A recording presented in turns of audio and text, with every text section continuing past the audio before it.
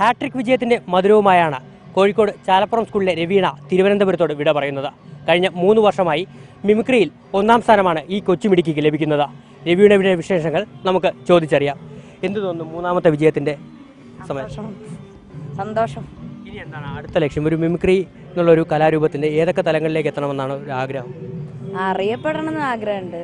Mimicry ആയിട്ട് എൻ്റെ പഠിപ്പിൻ്റെ കൂടെ തന്നെ കൊണ്ടുപോകണം എന്ന് നല്ല ഭയങ്കര ആഗ്രഹമുണ്ട്. ആരാണ്, എന്തുകൊണ്ടാണ് ഈ മിമിക്രിയിലേക്ക് എത്തിയത്? ആരാണ് ഇതിൻ്റെ ഒരു പ്രചോദനം? ഏട്ടനാണ്. എന്തുകൊണ്ടാ വെച്ചാൽ ഏട്ടൻ ആ സമയമൊക്കെ ഏട്ടൻ കോമ്പറ്റീഷനിൻ്റെ സമയത്ത് ഏട്ടൻ ചെയ്യായിരുന്നു. ആ സമയത്ത് ഏട്ടൻ ചെയ്യുന്നത് കണ്ടിട്ടാണ് ഞാനും ഇതായത്. പിന്നെ ഇപ്പോൾ പഠിപ്പിക്കുന്നത് കലാഭവൻ പ്രദീപ് ലാൽ എന്ന് പറയുന്ന സാറാണ്, ഞങ്ങളുടെ നാട്ടിലുള്ള സാറ് തന്നെ.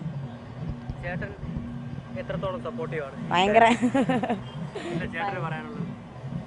അവള് ഞാൻ കാണിക്കുന്ന മിമിക്രി കണ്ട് അവളും ട്രൈ ചെയ്തിട്ട് അവള് ഇന്നിപ്പോൾ ഈ ഒരു ഹാട്രിക് വിജയം അവൾക്ക് നേടാൻ സാധിച്ചു. എനിക്ക് വളരെയേറെ സന്തോഷമുണ്ട്.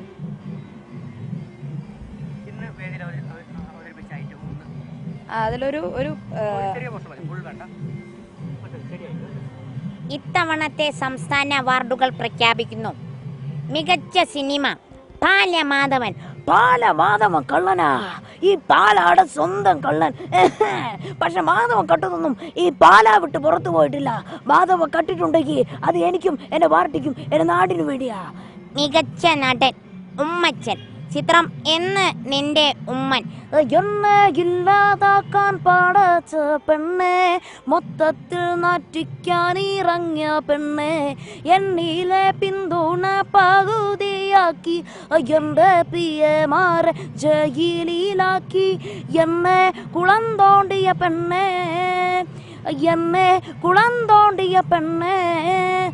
ഭരണം UDF-നാണെങ്കിൽ ഈ മുഖ്യമന്ത്രി കസേര ഈ എനിക്കുള്ളതാണ്. ആരാണ് ഈ പാട്ടിന്റെ ലിറിക്സ്? അത് പറഞ്ഞില്ലേ, കലാഭവൻ പ്രദീപ് ലാൽ എന്ന് പറയുന്ന എൻ്റെ സാറാണ്, എൻ്റെ ഗുരു സാറാണ്. സാറിൻ്റെ പെട്ടെന്ന് വരാ ഭയങ്കര കഴിവുള്ളൊരു. മൊത്തത്തിൽ ഇത്തരത്തിൽ ലിറിക്സ് എഴുതിയിട്ടുണ്ടോ അതോ ഈ ഒരു പോർഷൻ മാത്രമേ ഉള്ളൂ? അല്ല ഈ പാട്ടിൻ്റെതേ ഉള്ളൂ. പിന്നെ വേറെ ഇനി വരുന്നൊരു തലമുറയ്ക്ക് അതിന് പത്രക്കാരെ ആക്ഷേപിച്ചുകൊണ്ടുള്ളൊരു മാധ്യമപ്രവർത്തകരെ, ഇനി വരുന്നൊരു തലമുറയ്ക്ക് സത്യമെന്തെന്നറിയുമോ? മലിനമായി പല ചാനലും, അതിമലിനമായി ന്യൂസ് പേപ്പറും. മാനവർക്ക് സത്യമറിയാൻ വേണ്ടിയാണ് ഈ മാധ്യമങ്ങളുടെ താല്പര്യം അടിച്ചേൽപ്പിക്കരുതേ ഞങ്ങളെ. ഇനി വരുന്നൊരു തലമുറയ്ക്ക് സത്യമെന്തെന്നറിയുമോ?